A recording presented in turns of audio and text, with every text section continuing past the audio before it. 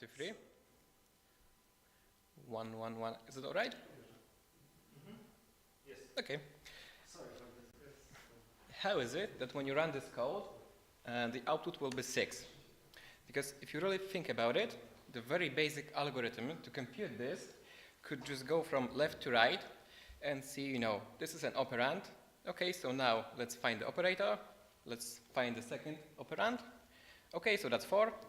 Now we evaluate it, and it's 8. So clearly, there's something smart going on in here. And this smart, so there must exist some way to represent this equation so that the multiplication and the addition have the correct precedence.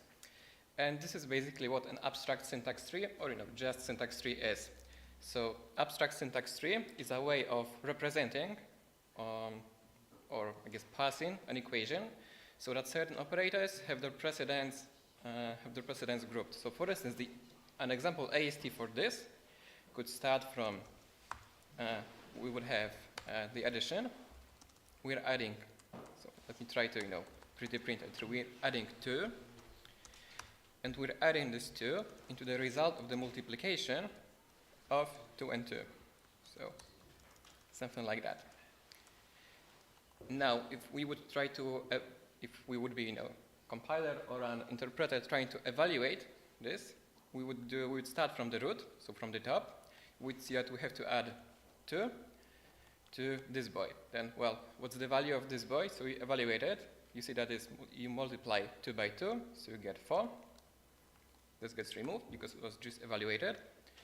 And now we're back to square 1. We got just 2 plus 4, so 6.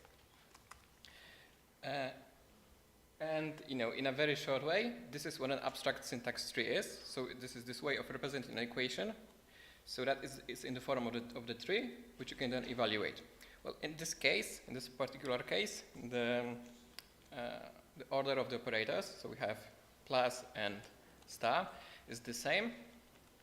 It happens to be the same, but for instance, if we try to create a tree out of, say, something like that, then it would start with multiplication, because we're multiplying those two, and we're multiplying the result of addition in both cases. Oops, maybe like that. We have 1, 2, 3, and 4. So in this case, if you would try to find the actual value of this, we would do the very same algorithm we have before. So on a piece of paper, I guess, we would start to see that we have to do some multiplication. So what do we multiply? We check what's called the left-hand side.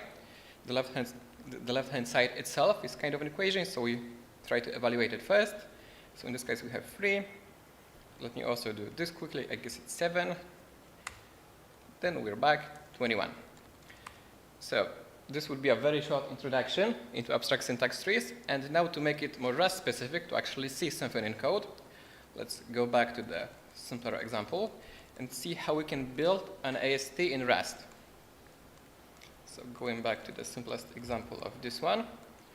So we have something like that. So how do we actually represent this in a Rust syntax? So we start with an enum. We might call it AST, sometimes called the node. I would just go with node because I feel it's the best. And we need 3 kinds of nodes. We do need to have just a number. We need to have addition. And we can add the node back to itself. So this will allow us to represent, for instance, addition of an addition or addition of just 2 numbers. And seasoned Rust programmers may already see that this actually has to be boxed. And the same for multiplication. In this case, we have just multiplication. And this way, we can represent the equation we have in here using just Rust code. So we would have node, as in this case, we start with addition. Okay. Went this way, addition. Then we have 2 values to put in here. So we add 2. The result of multiplication. What do you think? We multiply basic numbers. So number, and also the boxing stuff. So like that. like that. Not you, yeah, like that, and like that. Okay, so this forms a tree. And usually when you see trees, you think that you need some kind of fancy graph traversal algorithms, or you Google to Wikipedia, what to do with this graph, or you download, pet graph.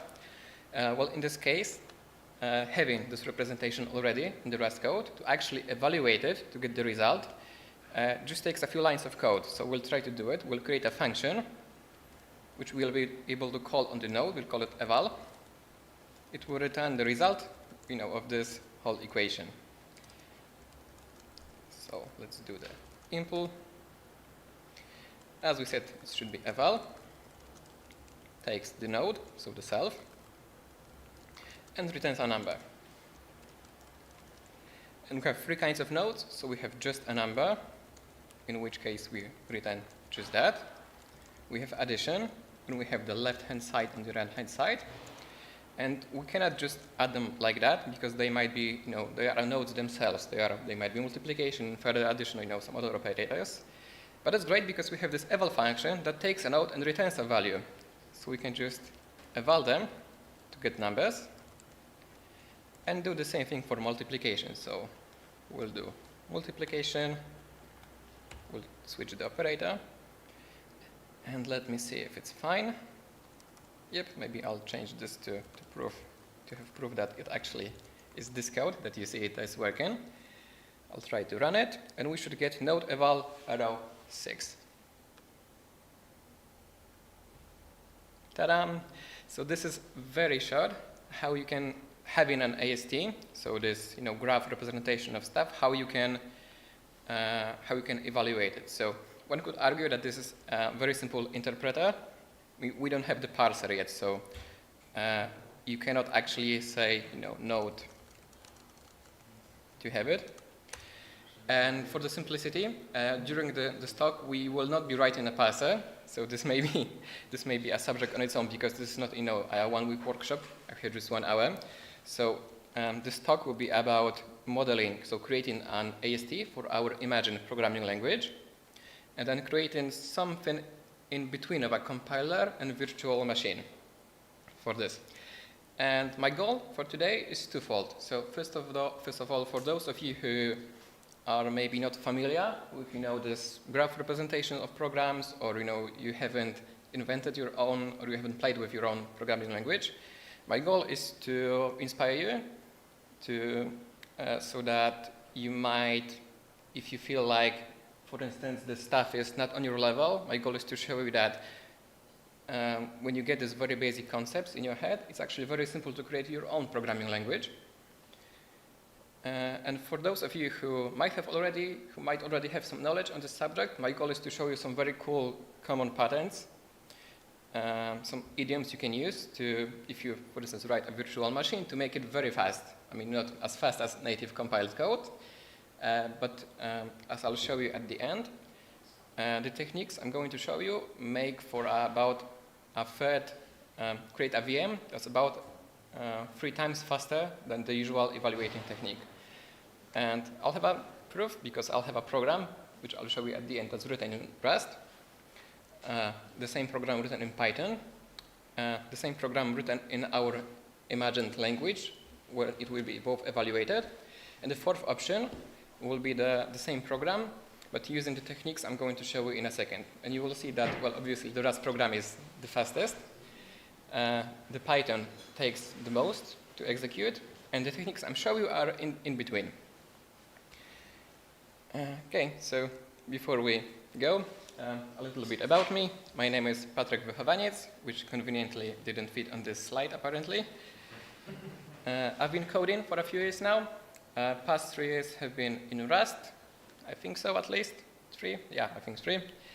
I'm also Next Apostle, so if you are on our Rust Wrocław Slack group, you might see that I'm sometimes ranting that this can be done in Next beta, so that's me. I'm currently writing Rust code for a company called NXA, which works in travel industry, and I'm doing some open source by night.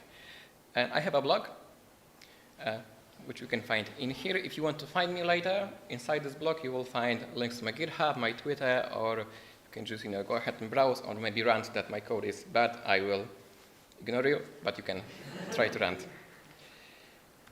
Okay, and that was about me. About us, I already told you the plan. So as I said to you, my plan is twofold: for both groups to find some for them, for all of you to have this little aha moments that you, for instance, can do something in a given way. And yeah, let's get to it.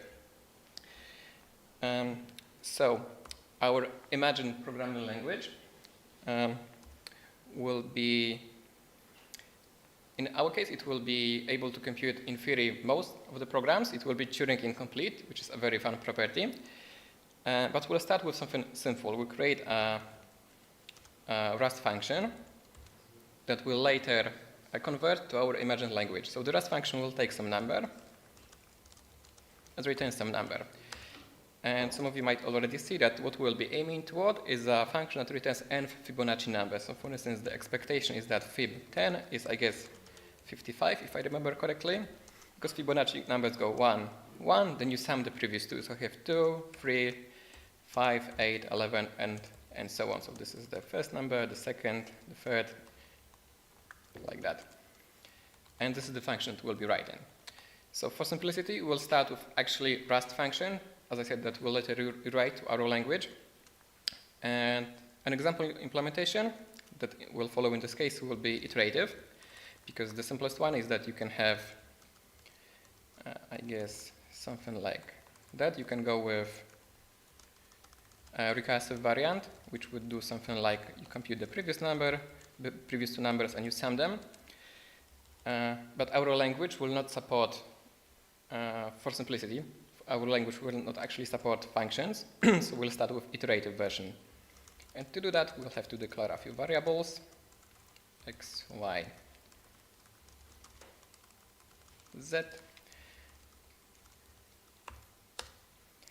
And then basically what we'll compute is, as I said, this Fibonacci sequence. So we swap the numbers, so I guess x, y, z, x. The algorithm, to be fair, I've just learned by on the memory because it doesn't matter strictly for the presentation. I just wanted to have something that does something meaningful. So let's not focus too much on why it works. It works. Although I haven't checked this edge case of the first two numbers, but it works for the F10. So that's it. That's the proof. X, y, no, x, y, y, z, and z is sum. And then we decrement the n. And after this loop finishes, inside the x, we'll have the n Fibonacci number. Okay, but that's Rust. So to transform it to our imagined hypothetical language, first of all, we'll drop the function, because we could support functions, but it's a bit more difficult. So our program will just say that it's everything in this implicit main function. You cannot call other functions. It will be typed. So we have to say that, for instance, we might imagine a syntax like that we say that the input type is integer. We also output at integer. And then maybe let's strip mutes. Let's say that everything is mutable, because why not? Yes, you can see that I coded in PHP before, right? So everything mutable. Okay, so we have this. And as before, what we started with on this example was that we had this 2 plus 2 times 2, and then we created AST for the needs of that expression. And this is what we'll do now. I will do, in a moment, I'll execute cargo new to create a new project from scratch, and we'll create all of the stuff that's needed to actually represent this program in Rust code. So let me switch to the terminal. Cargo new, how we can call it? It's AST and it's Rust. Okay, Rust. AST, something, something, something, maybe like that. Okay, and let me, one more thing I forgot to mention before. If you have any questions, please leave them up until the end, because it might just happen that during the live coding, One particular concept might not be immediately understandable, but you might understand it later when we have the full code. And the live coding part will take some time, so I'd be very glad if you could hold your questions. Okay. So we have this new project. Now let me open it. So I have it in here, and then main.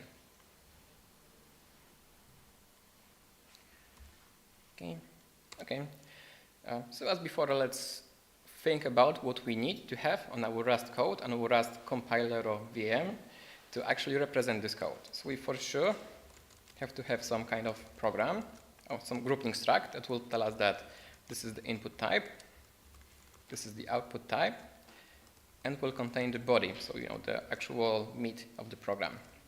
As before, we'll call body using enum called node.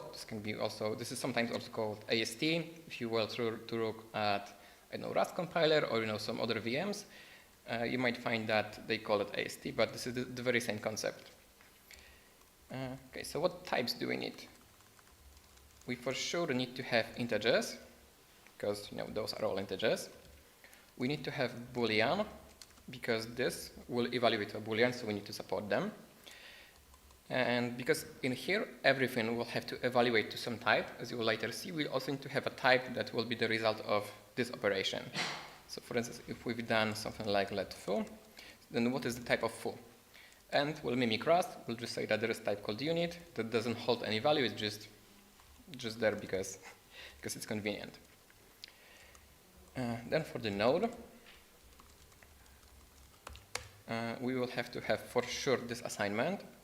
So let, it has a name, which will hard code to static string. In reality, you would do something like that, or have some other wrapper type, but for simplicity, we'll go with just static strings.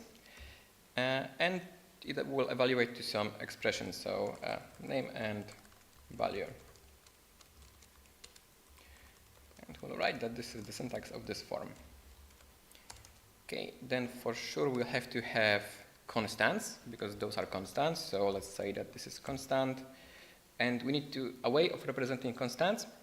So we'll create another enum.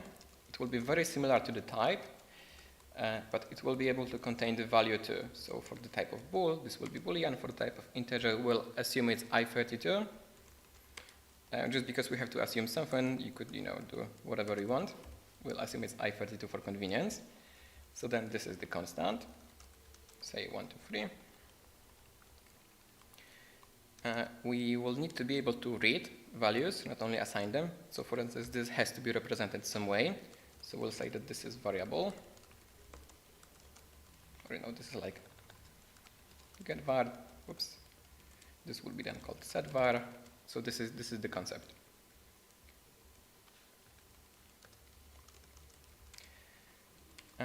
Then for sure we'll need to have some operators like this one. So this is greater than, which will shortcut to just GT. It contains, similarly as addition, it contains two sides, so the left-hand side and the right-hand side. And both can be arbitrary nodes, because we might imagine that you don't compare a variable to a constant. You can do, say, something like n times n. So this is both expression tree on both sides.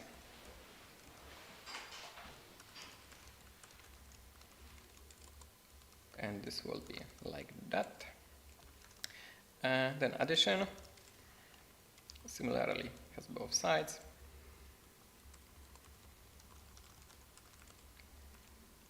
And subtraction. So, like that. Now let me reformat the code. Okay.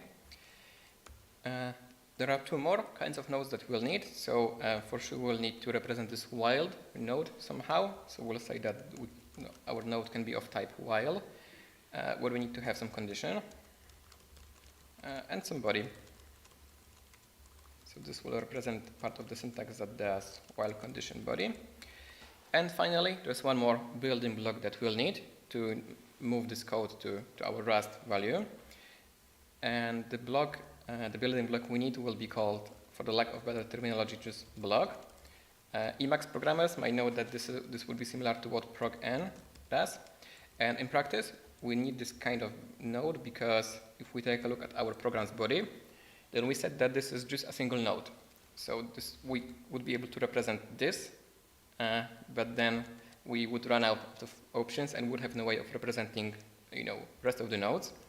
So this is what the block will do. This will represent a set of nodes, and on one hand we could do vector of nodes in here, but then we would run to the same issue trying to compile the while loop, because then the body would also have to be vector of self. So there is this common pattern of just a block. And let me see if we have anything. Yep, and also one important thing, for simplicity, we will not have a return instruction. So similarly as in Rust, the last instruction of a block will evaluate to the value of the last expression. So this is similar as we would do something like that. Okay, so as we've done with this simpler example, now let's try to model this program in our Rust code. So we would have something called Fibonacci that takes an input,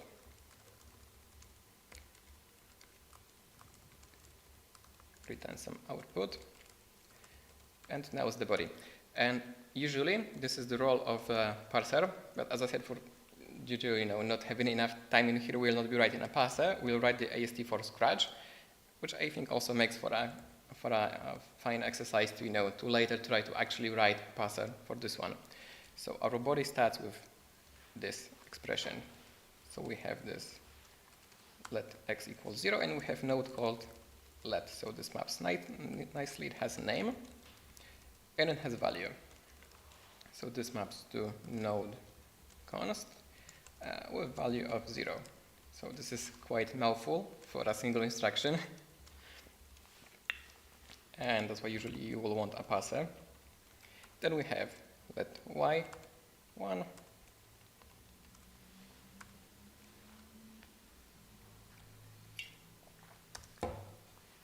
similarly for z, so we have this boy, like that.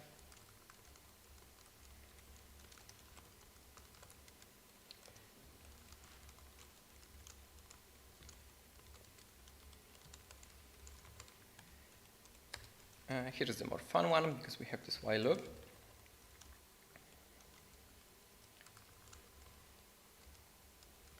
Okay, let me center the screen. So we have like that. We have the condition.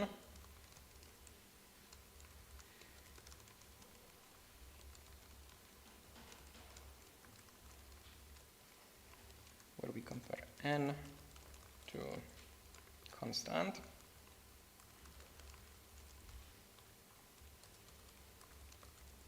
And as for the body, this is the second place where the block comes handy, because otherwise we would have no way of representing multiple instructions in this body. And oh, I see we are missing one type of node, because we have no way of representing this, because this is not let, which would already declare the variable. This is just an assignment to a variable that already exists. So let's say we'll do it maybe in here. So we would need something that would allow us to represent just name and value, with the difference being that a let, if you declare the same variable twice, it fails. With assign, the variable must already exist. But other than that, they are similar. And now we have it here. We have x equals y.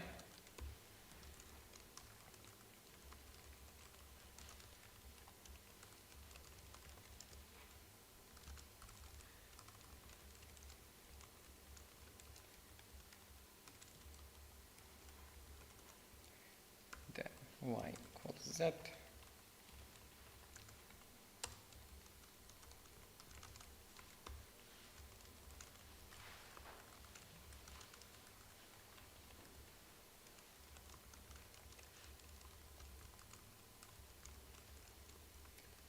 Okay, so now we start with addition, because we first have to add, and we add both variables to here.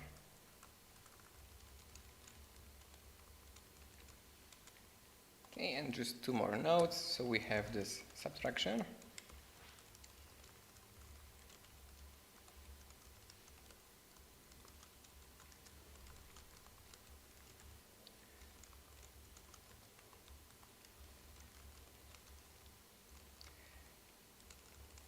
This is n, and the right-hand side is just constant of 1. And we're missing the very final block, so this is the end of our while loop, if I see correctly. So this is where it starts, this is the matching brace. We just need to return, in this case, x. So this is a node we already have, this is just var x. Okay, so starting from the top, this is how this program looks like when it's moved into Rust code. So for instance, if you compile a regular Rust program, what compiler does underneath, or if you compile C++ code, if you interpret Python code, whatever, most of the compilers nowadays, or interpreters, build this kind of representation. So they transform this textual representation into this, let's say, object-based, which is, other than that, difficult to write by hand because it's very verbose.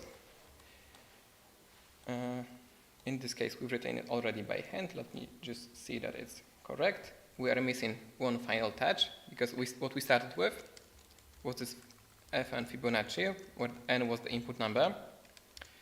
In this case, this n is not declared anywhere. So what we will say is that in our fancy language, there will just exist an implicit variable called input with the input value for the program. So we'll say that at the beginning, n is equal to input. And we'll keep this variable immutable, not to do any hacks like that. So we're missing this one.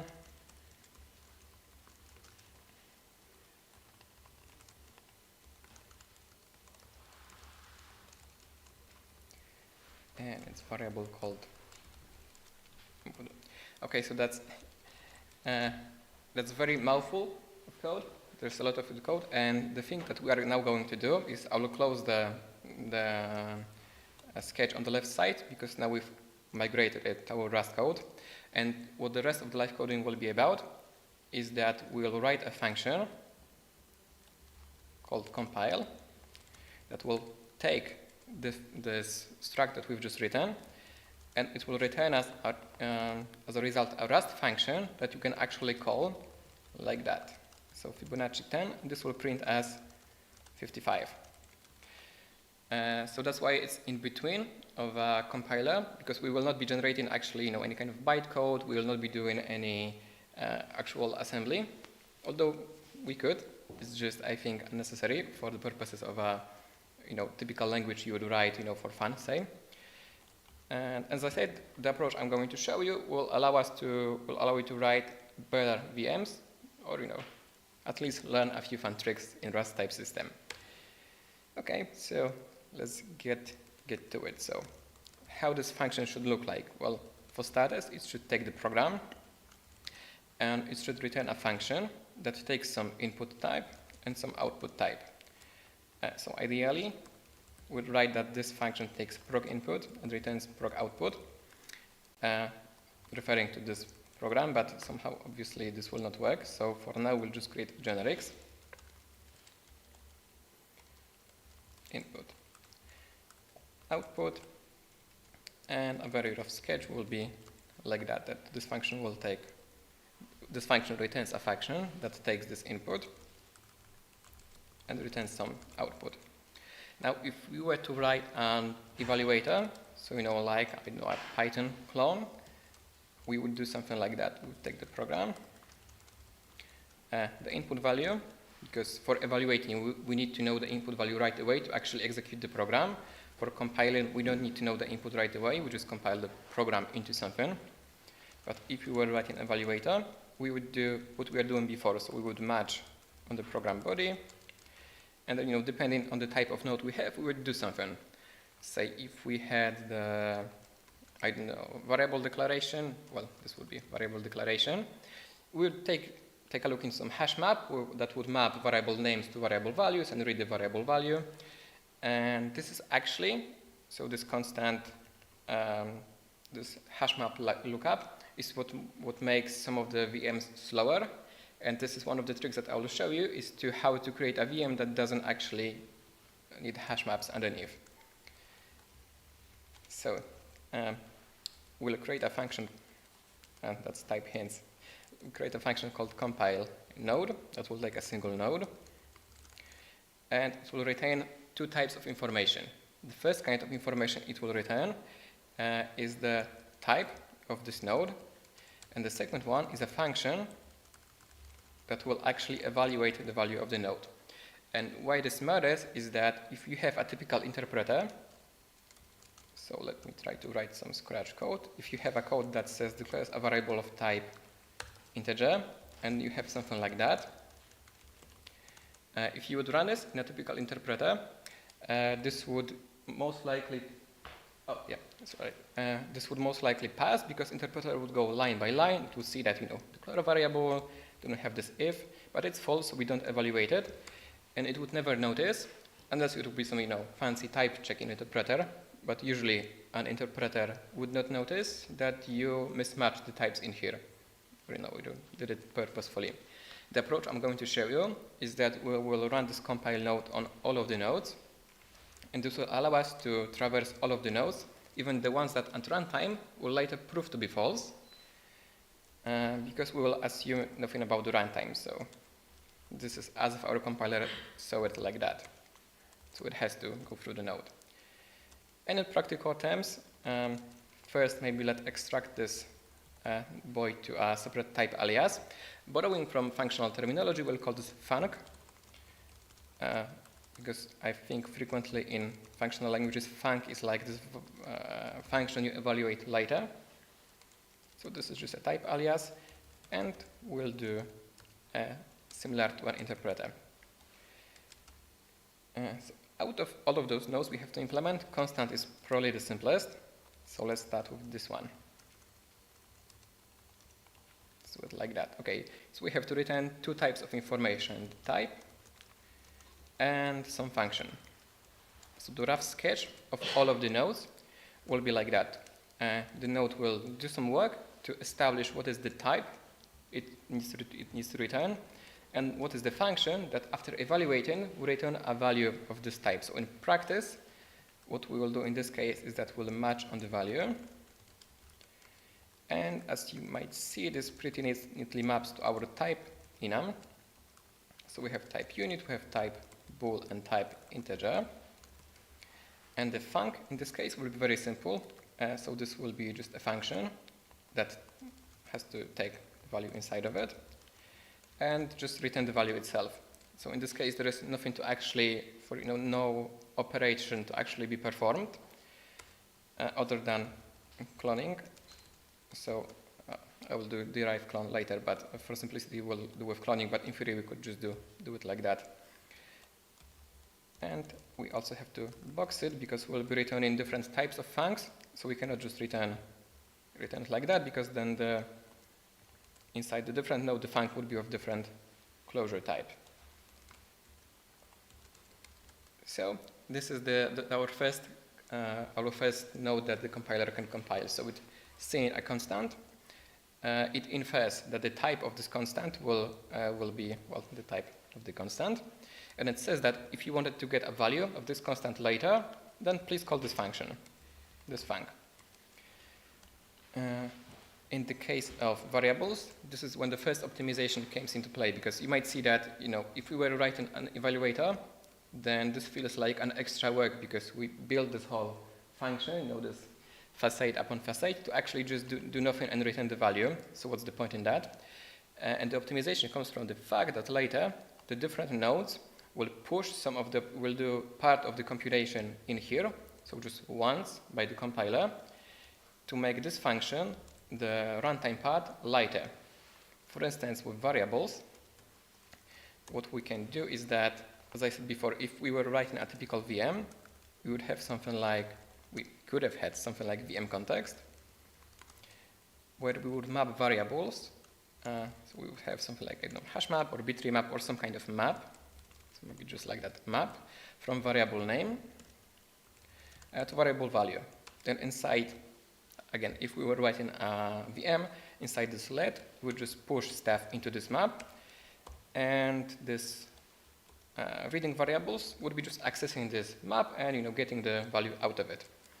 And this is what makes VMs a bit slower, at least very tight loops, because if you have something like we have for this Fibonacci number, when we have, maybe just open the code, when you do do this call all over, then the typical VM has to do this hash map or bitremap, this map lookup on each operation you do, while the approach I'm going to show you will be that we will have hash map only for the compilation time. So let's say we have compilation context. We have this hash map. Let me import it. And instead of mapping into value, which we will not know because this is just compilation time, we don't know the value, it will map to a stack slot. So this is kind of in between of stack and slot, so we could call it as well types. And the idea is that during the compilation time, when we find a variable to declare, we will push its type into stack, and in here we will have mapping of which variable maps to which stack slot. And this allows us during the runtime to only keep stack of values, because all of the operations in here that will refer to this hash map only for the compilation purposes, so just once, while the runtime will refer to this vector by index, which is very fast because you don't have to do any lookup. So in practice, first we need to have this context in here. So in here goes the compilation context, and this is let, so we declare a variable. So we insert some variable into here. So we have this vars map. We insert the name into here. We need the variable ID, which we can get by looking at the length of the stack. Stack will be, in our case, only growing. So this is like not fully stack in the typical concept, because it will be grow only. But I think it maps this concept nicely. So we have the name and the ID. We have also to push into the stack the variable type, which we don't know yet, but maybe we will in a moment.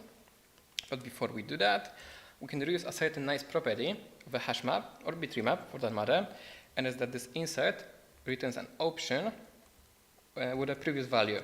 So if you overwrite some key in a hash map or bitremap, you get the old value as the return. And we can reuse that to check that if this returns sum, then certainly a let with this name was already in the past. So we can say that we panic, return an error, but for the purposes of this presentation, we'll just panic and say that var is already declared. Name. And that's nice because if you try to do similar thing in a typical VM, you could not do this because in a typical VM you can have variable declaration in a loop, and then it's fine for a VM to happen to occur on the same to the same let twice, just in a separate loop invocation. While in our compiler we should in principle see each let only once. Okay, so I said we need to know the variable type. So this might already suggest that our language is actually statically typed, and it's got basic type inference, although it's not maybe really visible just yet because we have this value, which is a node. And with node, we can compile it using the function we have. And this function returns the type and the func. So when we evaluate, when we call compile node with the same context on this value, what it returns us is the variable type and this func that we can evaluate during runtime to actually get the variable, the value. So we do know the variable type, although it's not present in the AST itself, and we can push it in here. And then, as before, the let itself has to return two kinds of information. So the same, we'll follow the same pattern. So let has to return some value and some type. And as before, we said that the type of the assignment will follow what Rust does. So this will be unit, and the func will be some kind of function that assigns stuff that has to assign this variable, has to first evaluate the value, which is now of this func type. So this is this like function we can evaluate to get the actual value. And the issue is that, what do we do with this value now? Because we have this context, but this is compile time only. So we only have in here types. We will have at some point the runtime context later. And here comes the second trick, because we do not have to worry about passing this runtime context in here. We can just say that out of funcs, we'll have the runtime context passed to them as a parameter. So this allows us not to worry about how to get the context in here, who creates it. We'll say that it will be there. It makes the code in here say that we accept the context. This will be runtime context, so let me annotate the type to be crystal clear. And what we can do now is, knowing that we have this stack, so in this case this refers to this runtime context, which shadows this. This is like a separate variable. We have this runtime context, where we know that we'll have a stack of values. And we do know the variable ID, because we've just evaluated in here, so compiled it in here. So what we have to do is to take this variable, this value, and push it, fill it into the stack. So as before, during the runtime, we do not have stack push, so this will be better to call it slots or values, but we'll go with stack to keep the similar terminology on the compiler and the runtime. So this is the assignment, and this is precisely one of the parts that makes the VM eventually 3 times faster, because this is a very fast operation. Because we already know that what the variable ID should be, then we do not have to do on the runtime any kind of lookup. We'll just know that the stack will have this slot, push the value in here, and not worry about it. And we have to return some value out of this func, because our funcs are set to return every node evaluates to some value. And we said that this will evaluate to type unit, and the value of that is also just unit.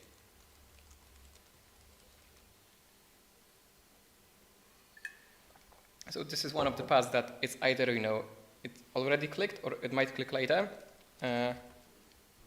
Hopefully when we get to later paths. And assignment is very similar, but assignment already expects the variable to exist. So what we can do is we can take a look at the context.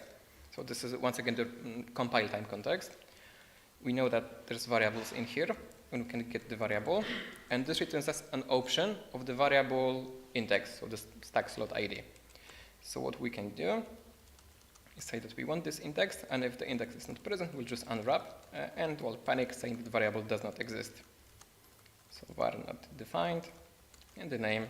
And as always, normal compiler would print it and say that in this line, this variable might be misnamed.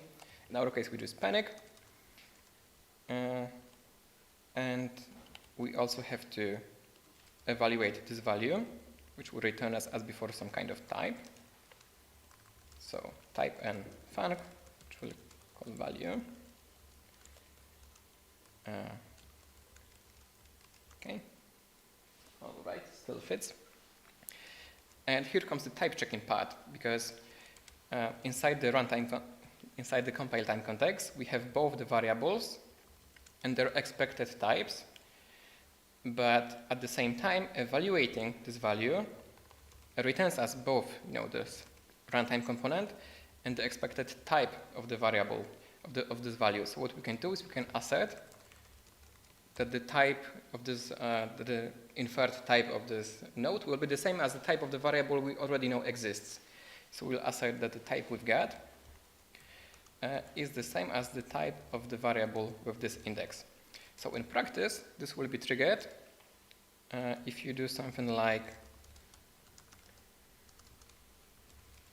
right, because this will put into the stack type int. Then if we get to this point, so this assigned, this ty in here would be of type string, had we had type string, and this asset would fail. And as before, the result of the assignment is some type, which similarly to creating a variable is just unit, and the func.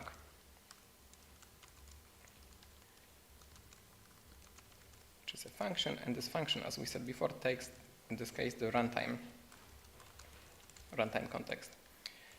And the func will be actually the same. So it will take the variable ID, evaluate the value, which also requires the context, and return unit. So going back, let me fix this part, because this is a func, and we said that all funcs take this runtime context, so we'll need to pass it in here also. And ta-da, that's assignment with very basic type check-in. It also makes sure that the variable exists, and this will be executed, for the whole program at once during the compilation stage. So even if you have something like if false, this will be executed. This will make sure that the variable exists, and this will make sure that the value you're trying to assign is of the correct type. Okay, now we're back here. This is the first node that we started with. We have to put in here the context too, but we don't actually need to use it. So we'll just say that because all of the funcs have to be of the same type, but we do not need the context in here, so we'll just say that we don't need it. Now variable. So in here we have variable name, and as before we have to map it from name to the ID. So we take a look at the context and variables. And we do the same thing as before, so unwrap or else, and we panic.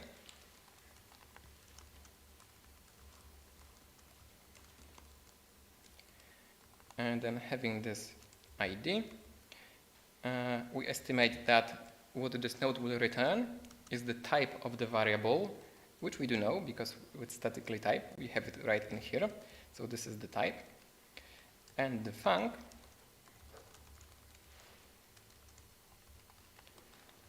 once again, it's the same, so it takes the runtime context. And in here, once again, we have the stack of values. And we will have the stack of values. We do know the ID, so we can just return it. And let's clone it, which in theory shouldn't be really needed. I think it could be possible to structure your way, your VM to avoid that, but for simplicity, we'll just clone stuff all over. And that's it. That's the variable. That's reading the variable. Now we have three very similar nodes. So we have the greater than operator. And this is also very nice because once again we have both our nodes, so we can evaluate, compile them, not evaluate, which returns as the left-hand side type and the func. So we can compile it. Okay, left-hand side. We can also compile the right-hand side.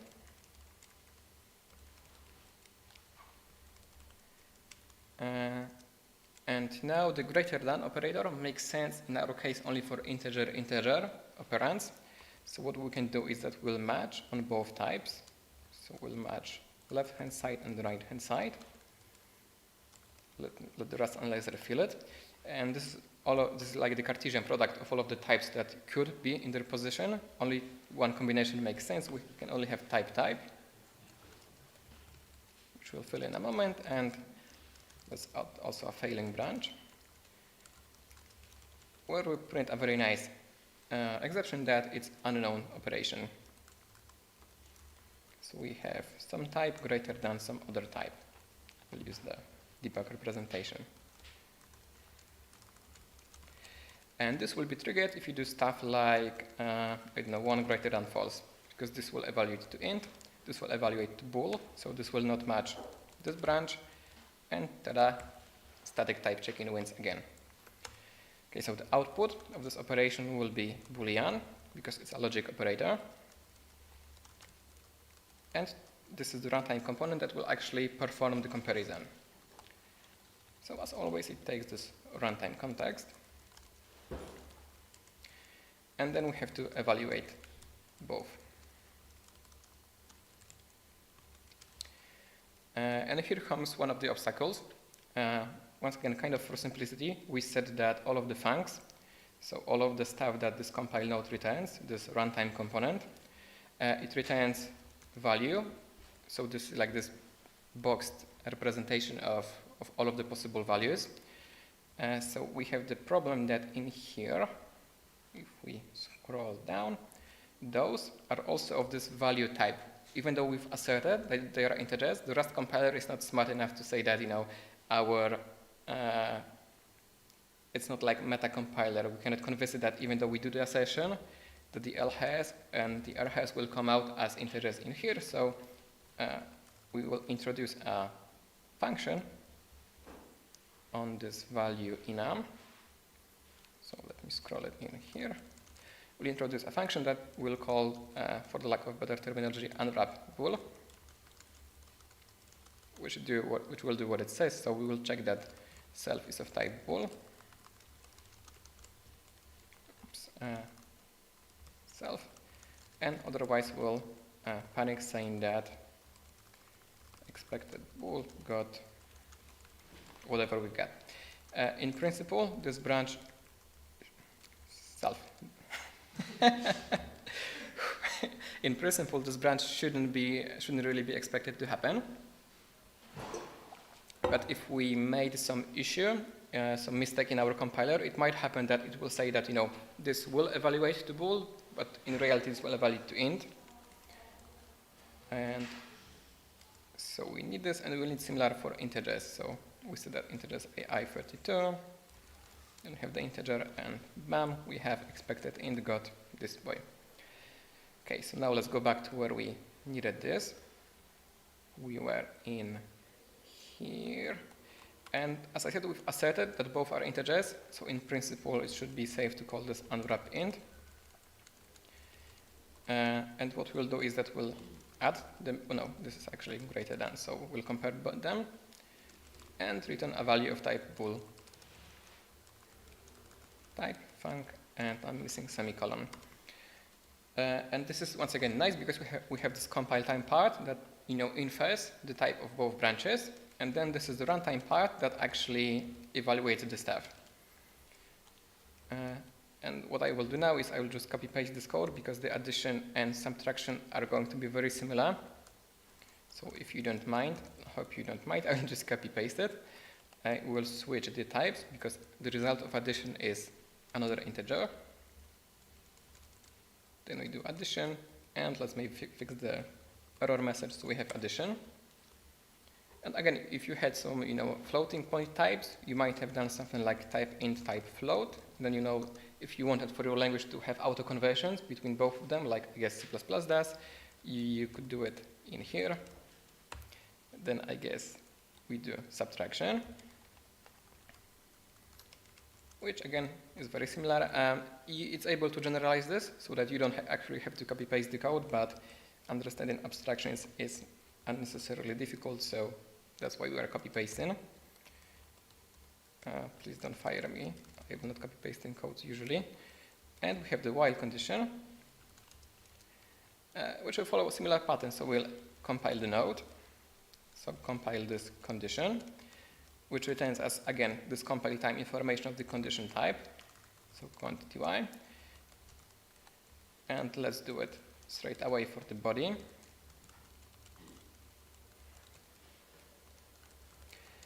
And another part of type checking is that, well, for the Boolean loop to make sense, for the while loop to make sense, the condition must be of type Boolean, so we can assert it right in here.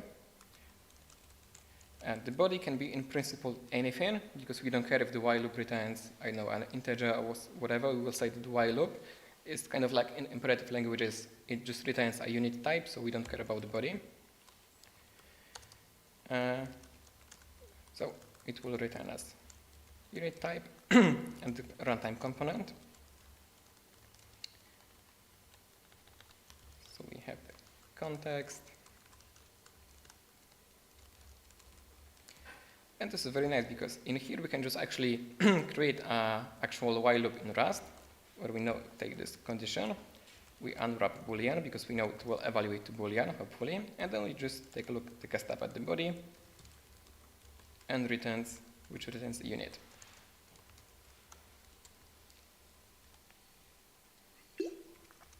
Nice. So we are just missing one part of this compilation to actually have something working, and this is the block expression, which contains multiple nodes. And as before, let's maybe compile all of those. So we have a vector which we can turn into iterator, and for each node we can compile it,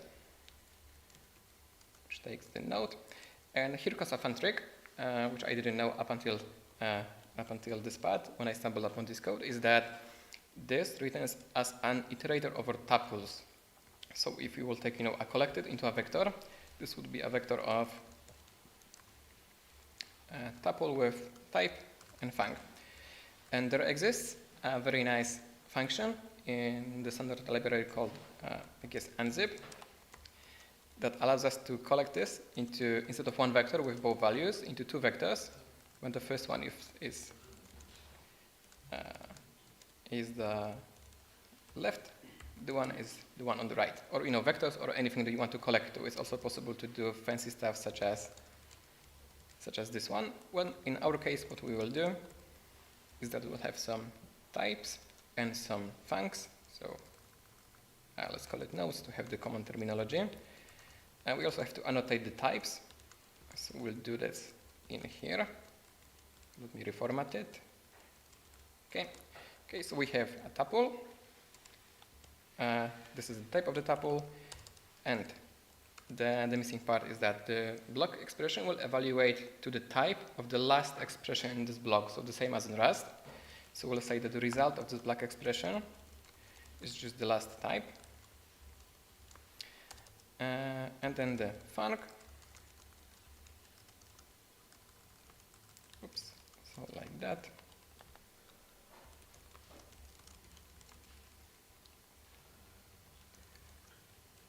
We'll just go through each of the node in nodes. And because this evaluates to the type of the latest, of the very last expression, we wanted to also evaluate to the value of the latest expression, which we can do very simple by just creating a variable in here with some default type, and then each evaluation will override this. So we'll evaluate the node and then return this value. So in principle, this could be none, then this would assign it to sum and to unwrap, but this is maybe a bit clearer to read. And phew, this was some code. We have the compiler part ready. What we are missing now is just the scaffolding. So we do have this huge function that we can call, and this huge function upon completion will return us the type and some function that we can call later. So for sure, let's start by calling this compile in here. So compile node, we will need some context, and the program has type that matches because body is a node. So first, let's create this compilation context in here. The stack, in theory, could start empty, but we've already said that we need one variable, and this is the program input variable that is implicit to assumed to exist. So we'll say that the first stack slot is that, and then we have to construct the variable hash map, which is also a very fun pattern because we can do something like that. So from iterator, and then I don't know if it's known trick, but you can construct a hash map or bitmap from an iterator of tuples. So if we do something like that, where the 0 points to the fact that this is the first stack slot, you can construct both bitmap or hash map from this one. Okay, so we call compile time. As before, this returns us some type and func. We assert that the type matches the program output type.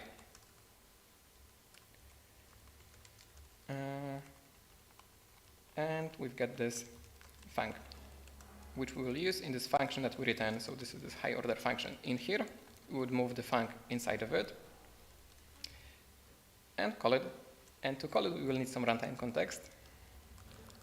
So another context, ctxt, that in this case contains the stack slots for the runtime values. So we'll start with everything having value of unit. In principle, it could be also none, but then we'd have to unwraps all over the place. We'll start with unit, and we need to know the stack length, which is very nice because we know it from compilation context. We can just look at the length in here. And then, as before, the first stack variable, so this one contains the input type. Okay, so this would almost work. We are missing the very last piece, and the very last piece is that we need to somehow associate those generic types into the actual types used by the program. So if we try to run this as it is right now, this would say that the input type, which may be any Rust type, cannot be assigned to our value enum. This is very rightful because we do not have asserted that both are the same. So the very last thing we need is first of all some way of transforming this Rust types into our enum variable, a value enum, which we'll do by creating a trait called intoValue, which will convert some type into our value. And this is easy to implement because we can implement intoValue for Boolean, which will return this kind of like wrapper for Boolean. We can implement intoValue for i32, which will return integer. And the nice trick comes from the fact that this can also have a selfless method that would say what is the type, expected type of this operation. So for instance, for this one, we will say that expected type is bool. This wouldn't work if the value was somehow dependent of the self. So if you had something like, if self true, then return integer, otherwise Boolean. But it works in our use case because we always return, just wrapped type. So this will return always value bool. This will return always type integer. And this allows us to add the first assertion for the input type. So we can say that the input ty is the same as the program input. And then we can call intoValue to convert this to, wrap this pure Rust type into pure Rust value into our thing. And the very last trait we're missing is the reverse one. So from value, we need to say that the output, we want to convert it from our, wrapped from our value enum into actual pure Rust type. So it will be very similar. We just do from value into self. And let's do a simple implementation for Boolean. We actually already have the type. This is unwrap bool, which does it for us. And similarly, we do already have the implementation for integers, because it's just unwrap int. And similarly, the last missing piece is the type. So our type of this operation. So we'll say that this requires a type of Boolean. This requires a type of integer. And hopefully the last two instructions we need to add is this assertion that the output type matches the program output type. And this func returns also this wrapped value, so we need to unwrap it. So we say that we do from value. And let me do some final type checking. Oh no, why it's all red? Oh, right. Typo in intoValue for integers. Okay, so Int instead of self. Int instead of self. The trait. implementation. So this one? No. intoValue. intoValue. Okay, right. Okay, that's the first one. We're also missing derives, so let's maybe add them. We do not strictly need debug, but why not? For types, we do compare them. So first we can do clone and copy for convenience, then comparisons, and also debugs. Similarly, in here we can do clone debug. We do not compare them directly, so this should be it. And we can debug this one. Okay, now let me see if what we have in here.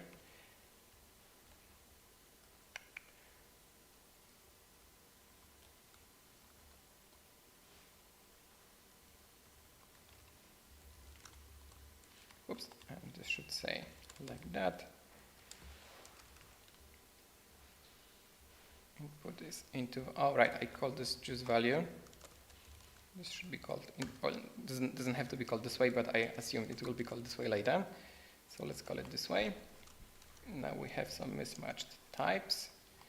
And this is true because this should say node block with vector.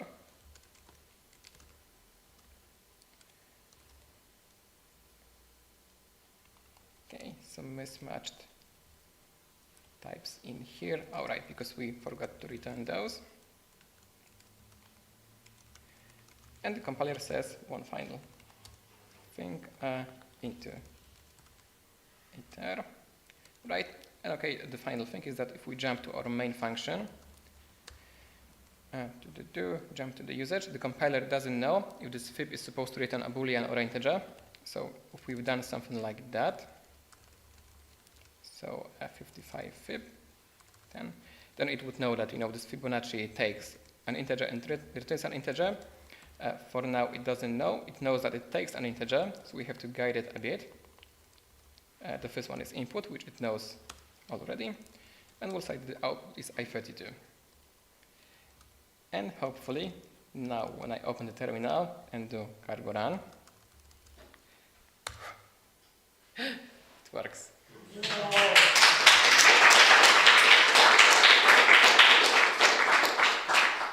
And now, just for a quick proof, because I know I'm running a bit out of time, I wanted to give you also some rush of adrenaline to see that the mechanisms we actually built make sense. So for instance, first of all, let's comment the usage. Let's just keep the compile. Now we have to say that it takes an integer because it cannot deduce it anymore. But let's say that we accidentally said that the invocation is that it returns a boolean. So this should fail, and it fails, says that there's a mismatch. Now let's make it compile back again. Okay, it works. And for instance, let's say we've forgotten to return this. Then the last instruction is now while loop, which we know evaluates the unit type. And unit type is not the output type of integer. So this should fail on the assert that integer is not unit type. Similarly, if we've done something like x equals, or maybe, let's say, in here we assert that this variable exists. Let's say that we do something like that. This should fail, saying that variable xd is not declared. And it works. So this is the part that makes it way better than a typical evaluator or VM, because you have this compile step that does not only type checking, but also can do basic optimizations. Well, we don't do any optimizations now, but in principle we could. And now for a final demo of how far this can you get, I have a full, well, not full, but more expanded version of this. So Rust JVM. This will be later put on GitHub, so you can browse it. This is like a fuller version of what we've implemented in here, and what it supports are basically just some more kinds of nodes. So it supports like tuples and basic arrays. It supports casts, and what it can do, even though it's still Turing incomplete, it can print some very nice things. For instance, I have here a demo with a certain known fractal. So this will run a program that I wrote. So this is the Rust version, and I rewrote the Rust code into this AST, which is very long. And Control N. Okay. Now control. At this point, parser will be faster, I think, yeah. But it's already written. And what this program does is that it prints. Oh, it's too large for the terminal. Maybe if I make it a bit smaller, it prints motherboard fractal. And I'll remind you, this language is Turing incomplete. And even though it can do pretty amazing stuff. And what I wanted to compare is that in this repository, as you could see in the README, I've done some benchmarks between a pure Rust version, which rendered on more iterations. So this is with 100K iterations, which is way slower. But for comparison, maybe I'll run both of them at the same time. On the left side, you will see the Python version of the code, and on the right side, you will see the same code written in our fancy language with this compiler idioms applied. And I should have it in here, Mandelbrot compile. So let's run the Python, let's run, oops, like that. It's not very faster, as I said, it's about 3 times faster, so it's still like, speed of a snail going back home from funeral. But I think it's not the worst, because after all, the Python version takes about 120 seconds. All you can see already is falling behind. While the approach I've presented you, which is still like partially VM, partially compiler, takes 1/3 of that. And also for comparison, because why not, the very last command I will run is the pure Rust version of this code, which I should have maybe like that. Nope, Mandelbrot. Right, I have to compile it, I think, so. On the right-hand side, you will see pure Rust versions. So obviously, always the pure compiled code is faster, but when comparing apples to apples, so VMs to kind of VMs too, the approach I've presented is way better because it's completed, and I already showed you the second example. So I think if you want to, start in some, language design, or you want to, design your language for fun, or you maybe do it for work, in which case I envy you because it's funny, I guess, or maybe not. But I think it's an approach worth considering. And as I said before, all of the codes in here will be later available on the GitHub, so no worries that you missed anything. And I guess what I can leave you with is, have fun, create languages, and have more fun. Thank you.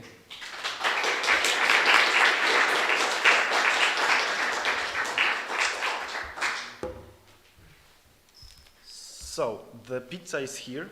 So, what do you think about having a pizza? And after the pizza, we can do a short questions run to the presentation, and then we will follow with the generic Q&A session about Rust. Okay? So, see you in 10 minutes. I am talking to the online guests.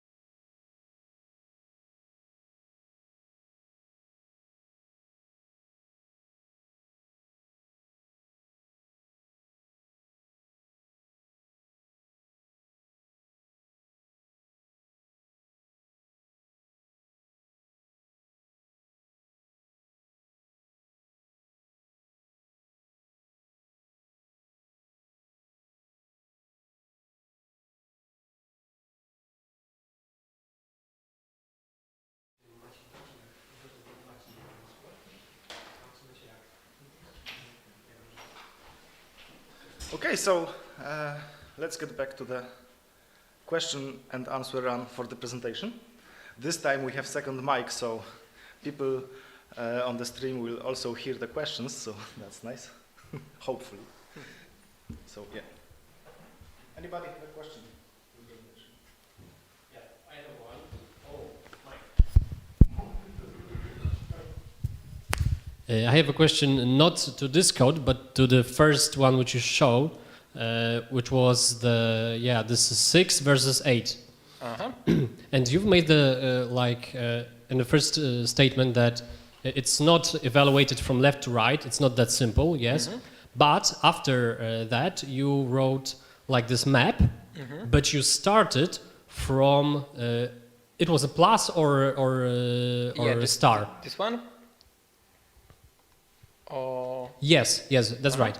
But if you would change like the plus with star, yeah, I can make it a bit it would bigger. totally make a difference, yeah? So if we swapped them like this, right? Yes, I suppose, yeah. Yes, so in this case, this would be, well, we can try to, first, instead of evaluating it, which we can do also, we can try to map it back to the text representation. So we would start with, we have multiplication, so we have like 2, and then we multiply it by this branch, and we have addition, so this would correspond to this equation. And in fact, this evaluates to 8, so we start with multiplication, we multiply 2 with the result of this operation. So first we have to do this operation, which evaluates to 4, and this is 8. Yes, and the result is 8. Mhm. But so this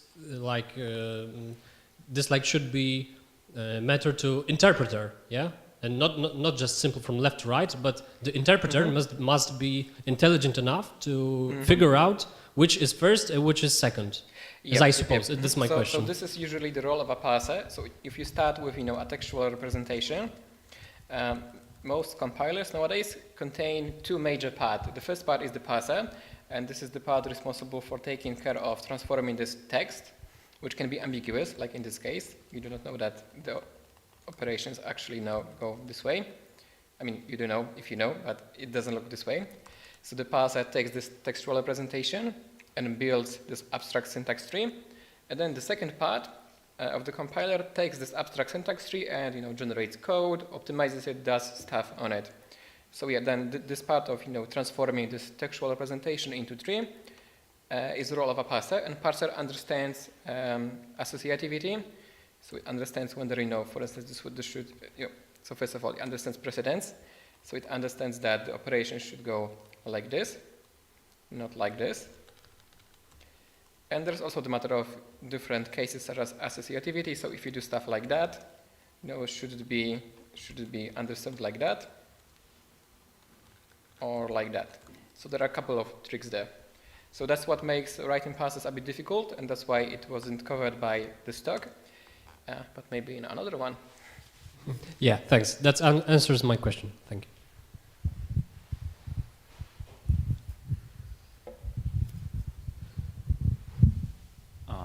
I have one more question.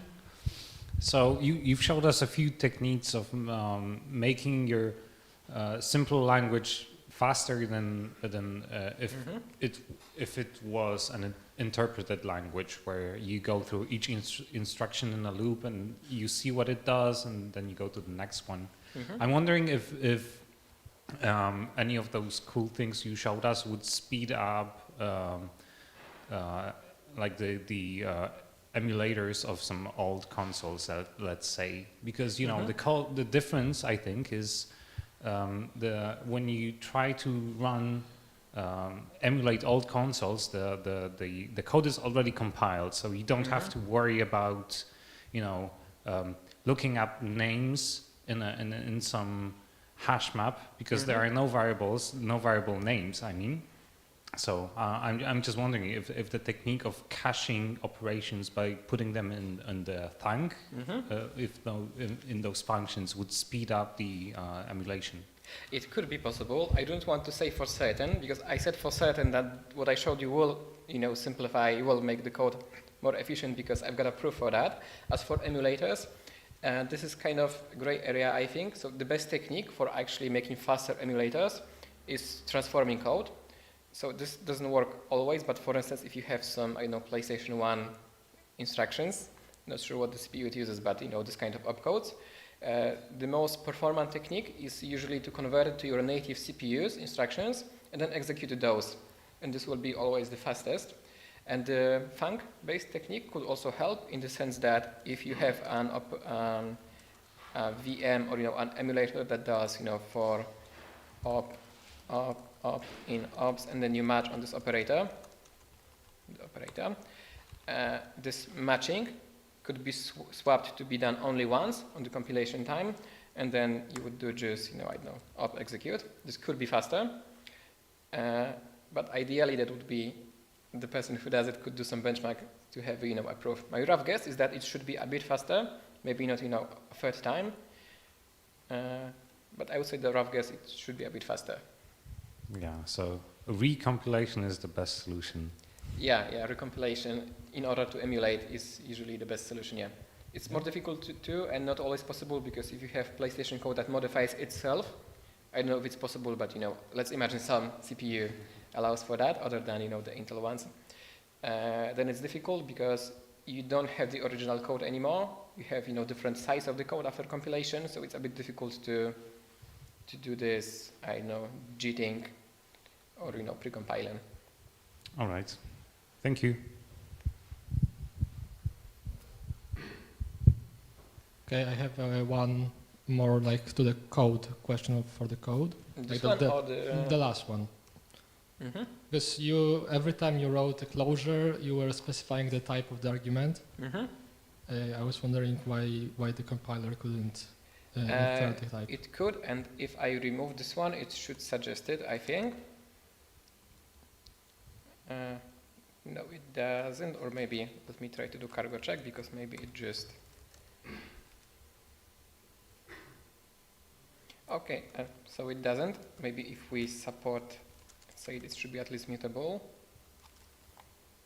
No, okay. So from my perspective, the reason why I was doing the types was for demonstration reasons, because we have two variables called context, but they are different types. So in here we have runtime context, in here is compilation context. So I've been putting these types everywhere to have to make it clear that we are switching variables. To be sure, I'm only not really sure what issues is. Maybe in the later has code, because this one doesn't have. What is the type of this closure? This is maybe a thing. This one. Yeah, it's a dynamic function, and now because you are doing calculation, it's showing generic lambda, and it doesn't exactly know what type is that. And that's why it tells you that the size of the variable, which is actually the size of the lambda, is not known in Python. This is my guess. Yes, but in the full version implementation, I've used a trick for that.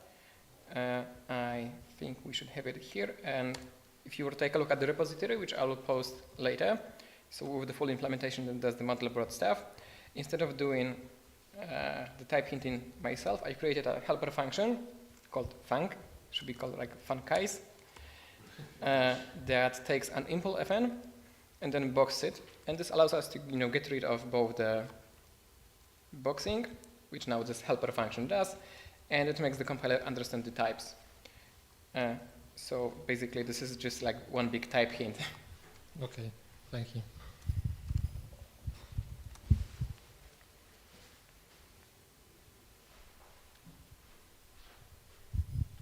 Are there any other questions? If not, then thanks, Patrick. Great presentation. Thank you. Mogę już to wypiąć, czy jeszcze będziesz coś pokazywał? Okej. Raz, dwa, trzy.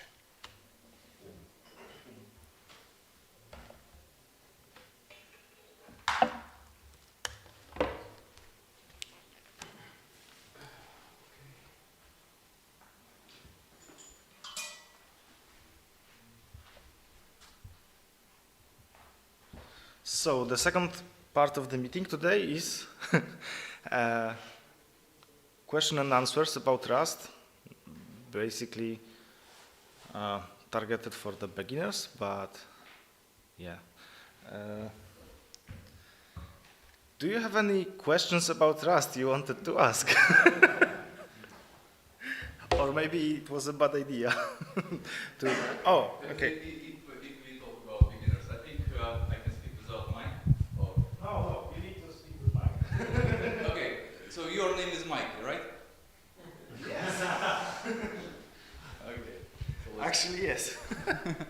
Fun Yeah. fact. yeah, let's speak with Mike to Mike. So I wonder if you have experience of developing Angular React-like applications using WASM and Rust. I think there is a Yield framework, or how it's called. You. Yield. Yeah. Yep. Have you Yeah. experienced like using it in production already? I have no experience using it in production environment, so this is something I can't help you with. Mhm. But I tried to use it in like my toy project, and I quickly figured out that, at least for me, it's not worth it. Being honest, it is probably worth it if you are trying to do front-end computation, and then you just want to not interact with JavaScript, so you can just use you to make your front-end, or it is worth it if you just want to have fun. But at the end, I honestly transformed my code base to JavaScript.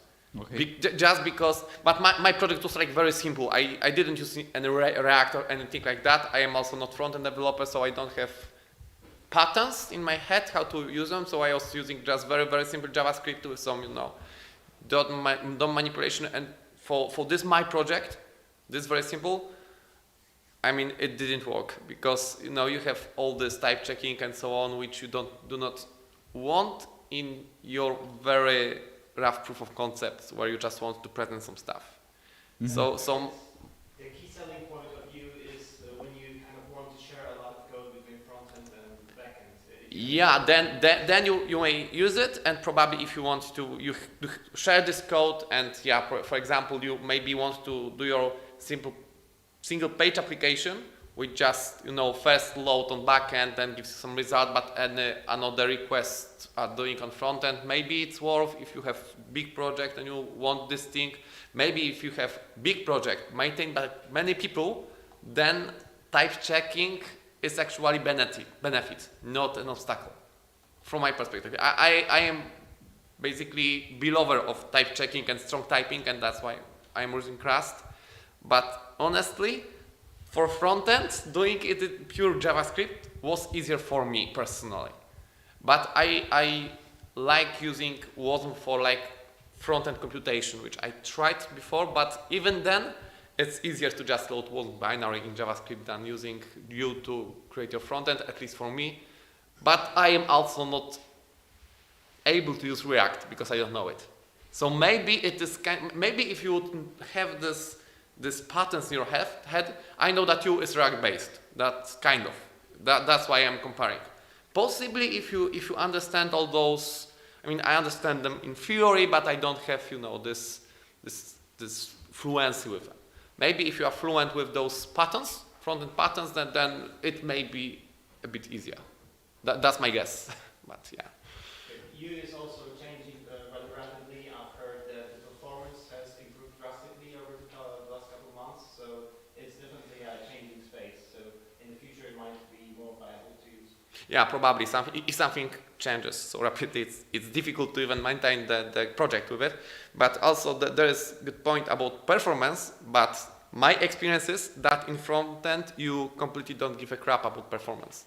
I mean, probably if you do care about performance, it may be even, I assume that at least at some point it may be a bit better than React, but the problem with performance is that the very expensive thing is to communicate between WASM and the JS stuff.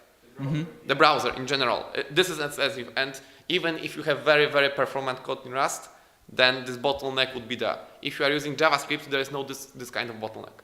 Yeah. And you can be performance, but if you are doing performance heavy stuff, I was The most thing I written in Rust was that there is this game of scripts, and I tried to play with that. And you know, having this in Rust gave me actual advantage on the free account because I had more CPU. I mean, yeah. But there's this problem. Even if you have very performant binary, unless you are doing very computational heavy things and just present them, then probably this bottleneck on sending things from WASM to front end, it would just destroy your performance. Yeah, so kind of difficult thing. Okay, so like to sum up, Yelm is a nice framework to start with. It's the only one probably that's developed for Rust, but it's not worth it for production applications because it's development on this framework won't be as fast as, for example, established frameworks like React, Angular. It's really similar to React. So if you know Yep. React, it shouldn't be that much difficult to develop in you. But we should know also Rust and WASM. That's kind of a problem because first of all, U is in kind of early development stage. It is kind of stable, kind of, but it would change all the time. And now there's this problem. If you are playing with your system on your own, yeah, you can do whatever you want. But now if you want to maintain a system, you would like to hire free front-end developers. Try to find me free front-end developers who are Rust experts and would like to work with you and do it for normal front-end development rate. I mean, I am Rust apostle, Rust belover, and I promote Rust everywhere, but from business perspective, you need to understand that there is lack of Rust developers and they're expensive. So now you are mentioning this, that you told this, that you need to know React and Rust and all stuff, and you need to hire people who know that. And what does it mean worth it? For your toy project, go for it, because you will be fast. And in 2 years, you would be, knowing you better than anyone here. Maybe it would be a thing, yeah? But I would not recommend this for my business manager to go for that.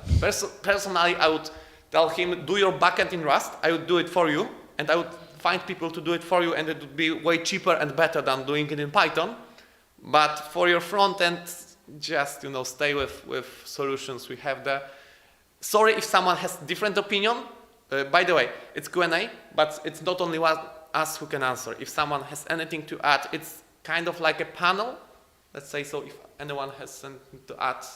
Yeah, I just wanted to add that Rust is actually used in production on the front end side. For example, Figma is using it, but this is like a very specific application. It's not a standard app, right? Yeah. It's a real-time kind of collaboration tool, so they need the performance. That's why they use Rust. But for typical applications, I think you're Also Luna Lang, and the front end for Luna Lang is running on Rust, I think.